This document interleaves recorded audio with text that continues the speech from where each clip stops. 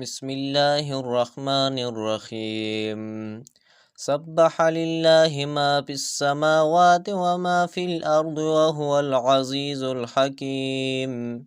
يا أيها الذين آمنوا لم تقولون ما لا تفعلون كبر مقتا عند الله أن تقولوا ما لا تفعلون إن الله يحب الذين يقاتلون في سبيله صفا كأنهم بنيان مرصوص.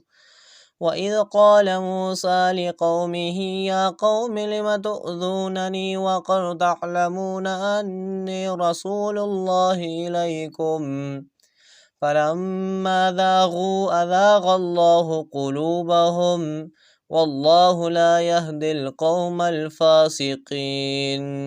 وإذ قال عيسى ابن مريم يا بني إسرائيل إني رسول الله إليكم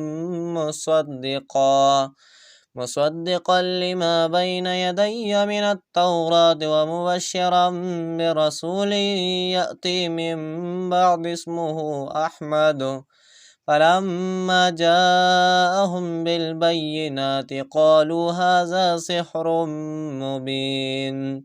ومن أظلم ممن افترى على الله الكذب وهو يدعى إلى الإسلام والله لا يهدي القوم الظالمين. يريدون ليطفئوا نور الله بأفواههم والله متم نوره ولو كره الكافرون.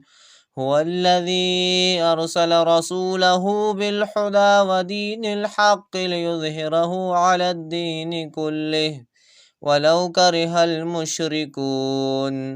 يا أيها الذين آمنوا هل أدلكم على تجارة تنجيكم من عذاب أليم تؤمنون بالله ورسوله وتجاهدون في سبيل الله بأموالكم وأنفسكم ذلكم خير لكم إن كنتم تعلمون.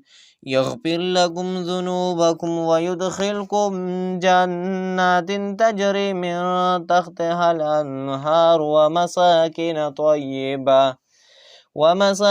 طيبة في جنات عدن ذلك الفوز العظيم.